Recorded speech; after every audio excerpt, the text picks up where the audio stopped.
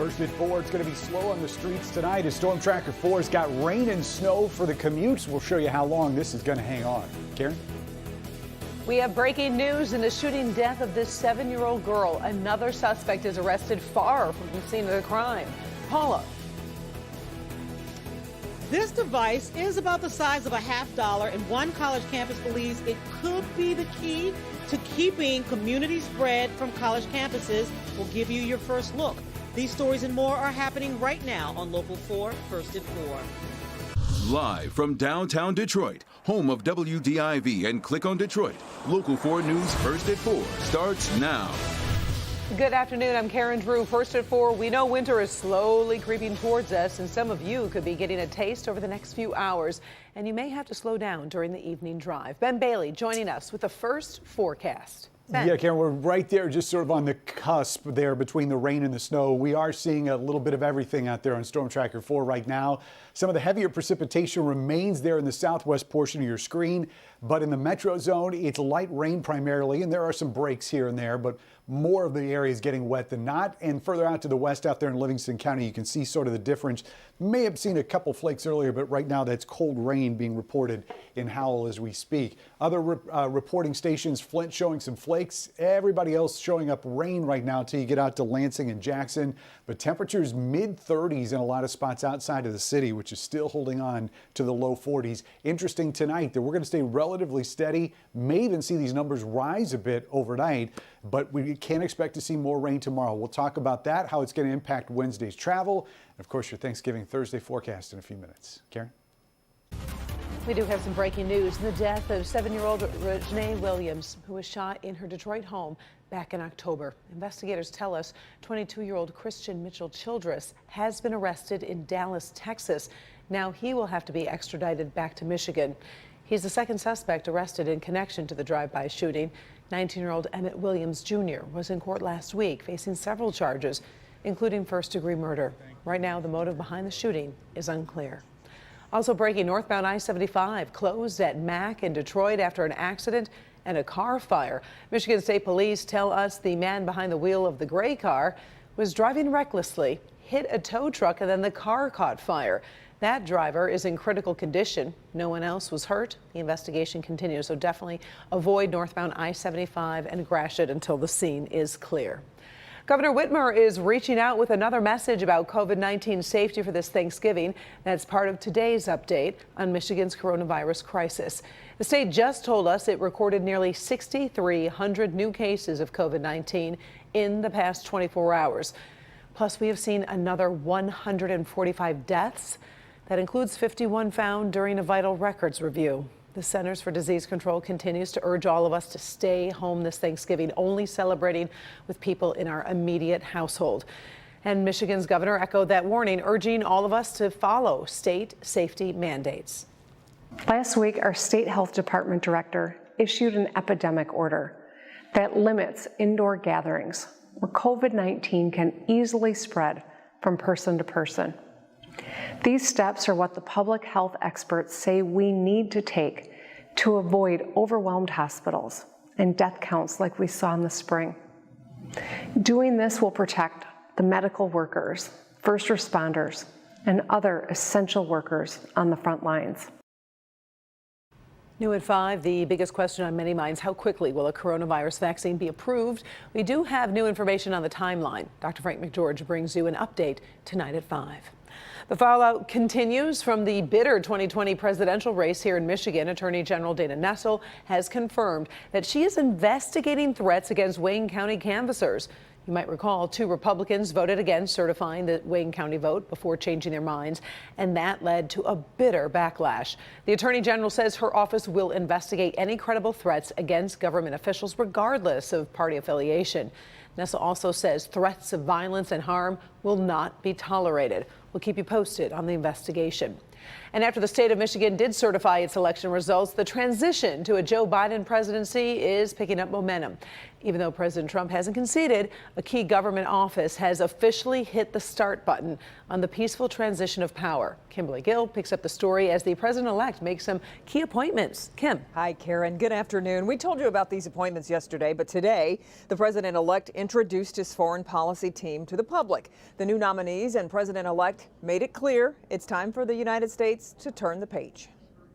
America is back, ready to lead the world, not retreat from it. Once again, sit at the head of the table, ready to confront our adversaries and not reject our allies, ready to stand up for our values.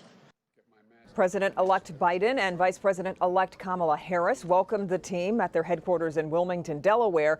Today's nominees include Tony Blinken to be the next Secretary of State. He's a longtime foreign policy advisor to Biden. Alejandro Mayorkas is a Cuban-American nominated to be the first immigrant and first Latino to serve as the Secretary of Homeland Security. Biden signaled his commitment to fighting climate change by appointing former Secretary of State John Kerry as the climate czar.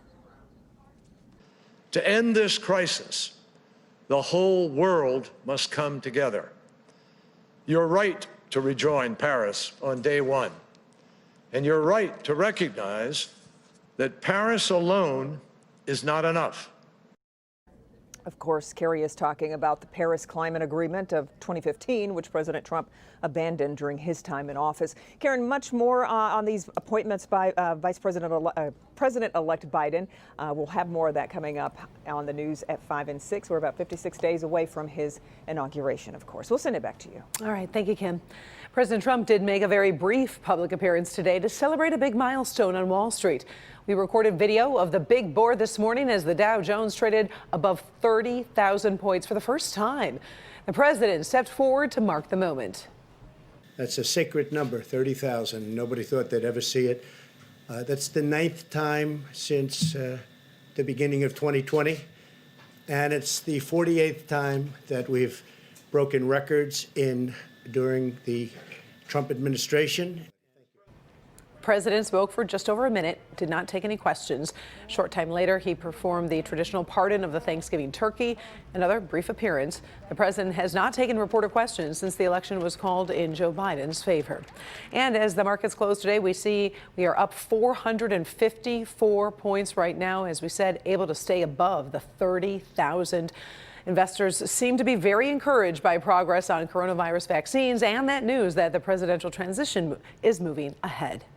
Schools across the country are looking for the best ways to stop the spread of COVID-19 on their campuses. Now, Oakland University is offering something called a bio button to monitor the health of students, staff, and faculty. Paula Totman joins us now live to show us what a bio button is and how it works. Hey, Paula. So here it is, and it's about the size of a very, very large button. It may be small, but it does hold big hopes for Oakland University. They did start kind of hinting that they wanted this to be mandatory, but they met with some resistance, and now they're heavily encouraging all of the student body and faculty to test it out. What would George Orwell say if he saw students at Oakland University wearing the bio button?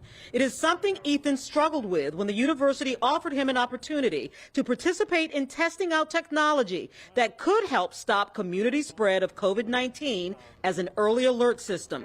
The original idea of having it be mandatory for certain students or for all students, that was a big ethical concern. The bio button is a small device that sticks to your chest with sticky tabs.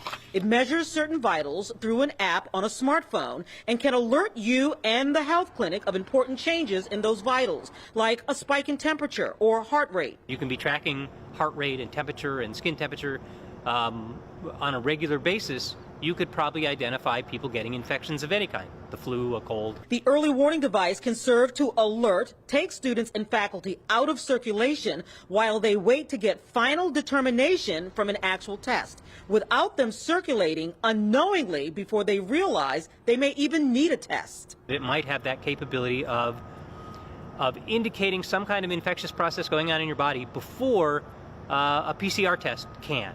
Because right now, if you get exposed to somebody with COVID and go get tested that day, you're going to be negative. And if the button can catch that a couple of days before a PCR test can catch it, then you can take yourself out of circulation. And because the information goes to you and only the clinic you've registered with, for those privacy issues, those participating have already worked through them. I'm just happy that I have something that is a bit more sensitive to changes in my life compared to the regular screening with just those 3 questions. Do you have a fever? Do you have a cough? Have you been exposed? I definitely think that like young people in general, like they kind of struggle with taking like COVID-19 as seriously as like older generations because it doesn't affect them as much as it would affect like older people and that sort of thing. So I think that hopefully it'll like sort of like create like a mindful environment where like students are more adept to like checking their symptoms and that sort of thing. So the buttons are now on campus. They are being tested. The real hope is that students testing them will find that they're not socially invasive at all. And indeed, they do help stop this campus spread that is such a huge concern. And then, of course, they will tell their friends, who will tell their friends, and they will tell their friends, and that these will be in wide use by next semester, Karen. Couple questions for you, Paula. How long does each bio button last, and is there a cost, or is the university handing these out? Great questions. They're free. And the university has ordered them for pretty much everybody who's willing, long as they stay on. They're waterproof, so you can even shower with them. And if they do fall off, you're given extra stickies so you can stick them right back on and keep measuring. Very interesting. All right, Paula, we appreciate it. Still ahead here, first at 4, we're going to talk about a liquor crackdown on one of the biggest party nights of the year. Also, Jeffrey Epstein's accused accomplice has been put in isolation, why she can't see anyone, including her own attorney. And we're watching the radar tonight. More rain on the way, but what does Thanksgiving look like? Ben's 7-day forecast is just minutes away. A closer look at a troubling pandemic trend with children's weight. And why extra hours on the computer are only part of the problem. Tomorrow on Local 4 News Today.